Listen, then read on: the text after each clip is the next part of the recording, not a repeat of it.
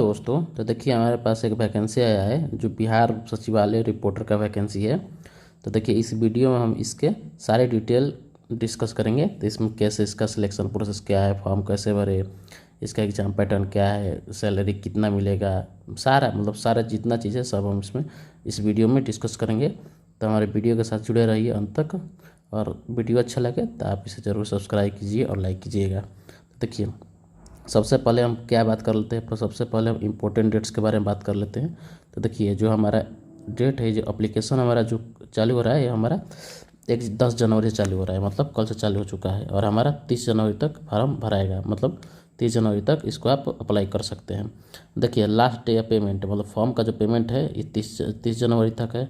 और देखिए जो हमारा एग्ज़ाम डेट है उसके बारे में नोटिफिकेशन आपको दिया जाएगा, जी वेबसाइट की तरफ से आपको नोटिफिकेशन दिया जाएगा। और हमारा जो एडमिट कार्ड आएगा वो हमारा एग्ज़ाम का पहले आएगा। अब देखिए इसके थोड़ा सा एप्लीकेशन फ़ीस के बारे में बात कर लेते हैं। तो हमारा जो OBC है, EWS है, वो उसके लिए हमारा एप्लीकेशन, और अदर स्टेट है, देखिए हमारा अदर स्टेट के लिए हमारा एप्लीकेशन फ़ीस 1200 रुपया है। और हमारा SC ST के लिए और PH के लिए हमारा एप्लीकेशन फ़ीस 600 रुपया है।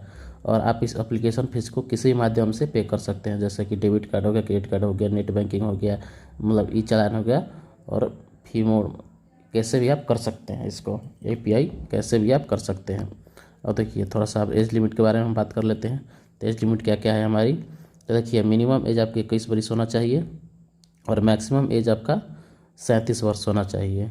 देखिए इसको लेकर चलिएगा 1 जनवरी, मतलब 1 जनवरी को 2024, 1 जनवरी 2024 को आपका एज 21 वर्ष हो जाना चाहिए। मतलब इसको बेस मानकर आप अपना एज काउंट कीजिएगा। तो 1 जनवरी तक आपका एज 21 वर्ष होना चाहिए और 37 वर्ष होना चाहिए। अब देखिए ये मैक्सिमम एज हमारा 37 वर्ष है, मिनिमम एज हमारा 21 वर्ष है। और देखिए हमारा मैक्सिमम एज ये फीमेल के लिए हमारा 40 वर्ष है, ये मेल के लिए था हमारा 37 वर्ष, और फीमेल के लिए हमारा 40 वर्ष है। और देखिए age relaxation extra as per Bihar Vidhan Parishad reporter, देखिए ये जो हमारा है, ये आपको कुछ आरक्षण के तहत आपको एज रिलैक्सेशन आपको मिल सकता है, जो भी इसका नियम कानून है हमारे सचिवालय का, उसके तहत आपको मिल सकता है। और देखिए यहाँ पास कितना पोस्ट है, देखिए रिपोर्टर के पास 11 पोस्ट है। देखिए क्या होगा, बैचलर आपको क्या होना चाहिए, देखिए एलिजिबिलिटी हमारा क्या है, तो bachelor degree in any stream in any university. देखिए आप किसी भी यूनिवर्सिटी से आपको एक बैचलर डिग्री होना चाहिए, किसी भी स्ट्रीम से। आपको क्या होना, स्टेनोग्राफर स्पीड आपका 150 वर्ड पर मिनट हिंदी में होना चाहिए, स्टेनोग्राफर स्पीड। फिर आपको कंप्यूटर टाइपिंग मांगेगा, तो आपको कंप्यूटर टाइपिंग 15 वर्ड पर minute in Hindi and English both. आपका जो हिंदी इंग्लिश दोनों है, दोनों आपको 35 वर्ड पर मिनट आपको उसमें मांग रहा है। मतलब अगर आप इतना टाइप कर पाते हैं 35 वर्ड पर मिनट, और स्टेनोग्राफर स्पीड आपका 150 है, तो आप एलिजिबल है, आप इस फॉर्म भर सकते हैं। वरना ज़्यादा है, देखिए फीस बहुत ज़्यादा है, इसका 1200 है। तो आप देख लीजिएगा क्या, मतलब आपका क्या है, एलिजिबल है कि नहीं है, उसके हिसाब से आप अपना फॉर्म अप्लाई कीजिएगा।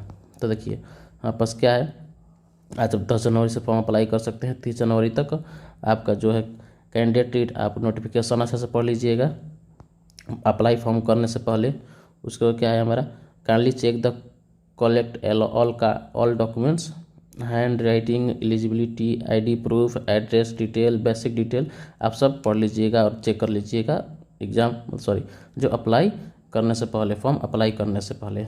अब देखिए आपको काइंडली रेडी स्कैन आप related to requirement form, photo, sign, ID, thumb proof, ETC। देखिए जब आप फॉर्म अप्लाई कीजिएगा तो उसमें ये सब आपका ये स्कैन डॉक्यूमेंट ये सब आपको रेडी रखना पड़ेगा, जैसे कि फ़ोटो हो गया, साइन हो गया, ID हो गया, थंब हो गया, थंब प्रूफ हो गया, ये सब आपको पहले से तैयार रखना पड़ेगा।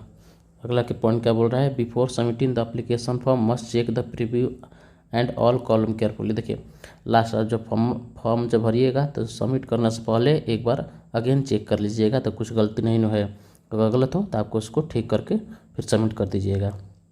देखिए अगला पॉइंट क्या बोल रहा है, if candidate required to paying the application fee must submit, if you have not the required application fee your form is not completed. देखिए अगर आप जब सबमिट कर दें तो अगर पेमेंट रिक्वायर मांग रहा है तो ही आपका जो फॉर्म है सबमिट होगा। अगर जो आपका फ़ी रिक्वायर नहीं मांग रहा है तो आपका जो फॉर्म वो जो होगा आपका कंप्लीटेड नहीं मानेगा, वो अधूरा मानेगा। अब देखिए लास्ट पॉइंट का बोल रहा है, अगर आपका जो फॉर्म है सबमिट हो गया तो उसके बाद अपना प्रिंट आउट निकाल लीजिएगा। देखिए ये प्रिंट आउट बहुत ज़रूरी होता है क्योंकि उसमें आपका एप्लीकेशन आईडी या एप्लीकेशन नंबर दिया रहता है जो एडमिट कार्ड डाउनलोड करने बहुत काम आता है। तो उस समय आप जरूर प्रिंट आउट निकालना नहीं भूलिएगा। बहुत से लड़के जो सब मर जाते हैं वो प्रिंट आउट लाना ही भूल जाते हैं, तो ये गलत है। आपको प्रिंट आउट अपने पास रखना चाहिए ताकि हम एडमिट कार्ड एग्ज़ाम के वक्त डाउनलोड कर सकें। अब देखिए थोड़ा सा सिलेक्शन प्रोसेस के बारे में बात कर लेते हैं। तो हमारा सिलेक्शन प्रोसेस का होगा, the selection will be based on the post of reporter in Bihar Sachivalaya requirement 2024 are given below. देखिए पहला तो आपको रिटन टेस्ट होगा, उसके बाद स्किल टाइपिंग होगा जो वहाँ पर 35 वर्ड मांग रहा है हिंदी इंग्लिश में, वो होगा। उसके बाद कंप्यूटर टेस्ट होगा, उसके बाद आपका इंटरव्यू लिया जाएगा, उसके बाद कुछ डॉक्यूमेंट वेरिफिकेशन होगा, उसके बाद मेडिकल एग्जामिनेशन होगा। तो देखिए आपका जो सिलेक्शन होगा इस 5 पड़ाव में होगा, उसके बाद आपका मेरिट लिस्ट आएगा। तो देखिए अगर आप इन सभी में उत्तीर्ण होते हैं तो आपका मेरिट लिस्ट में आ जाता है और आप जॉब ज्वाइन कर सकते हैं। तो आप इस बात का ध्यान रखिएगा। तो आपका देखिए इस ये पड़ाव आपका एग्जाम में होगा प्रोसेस में। और देखिए पे स्केल आपका क्या है, आपका 53,100 रुपया से 1,67,800 रुपया तक आपका पे स्केल होगा, मतलब सैलरी आपका इतना से इतना तक जाएगा। तो आप इस बात का ध्यान रखिएगा।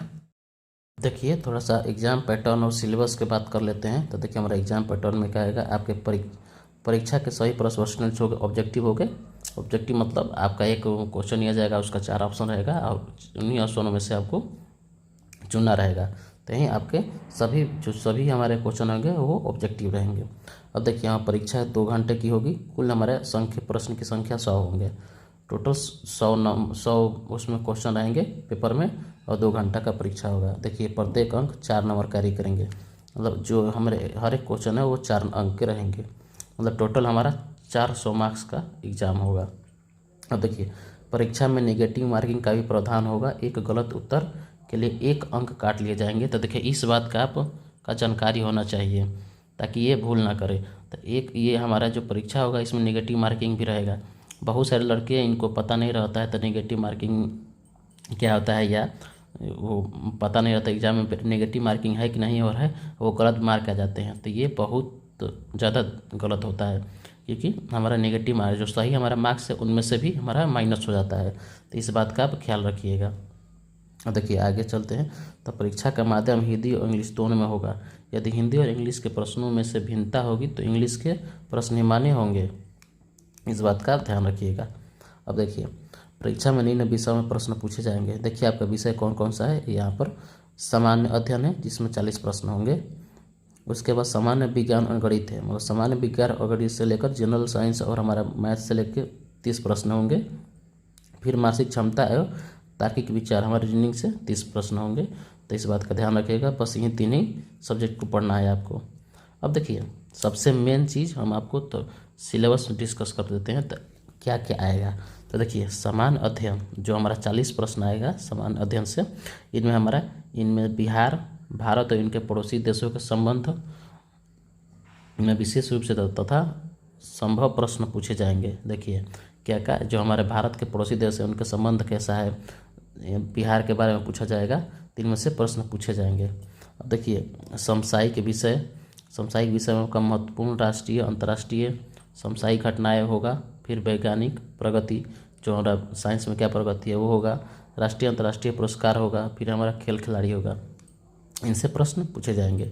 फिर भारत और इनके पड़ोसी देश जो हमारे पड़ोसी देशों का इतिहास है वो पूछा जाएगा। भारत एवं बिहार का इतिहास, संस्कृति, भूगोल, आर्थिक परिदृश्य, कृषि तथा प्राकृतिक संसाधनों की प्रमुख विशेषताएं, ये ऐसे पूछे जाएंगे।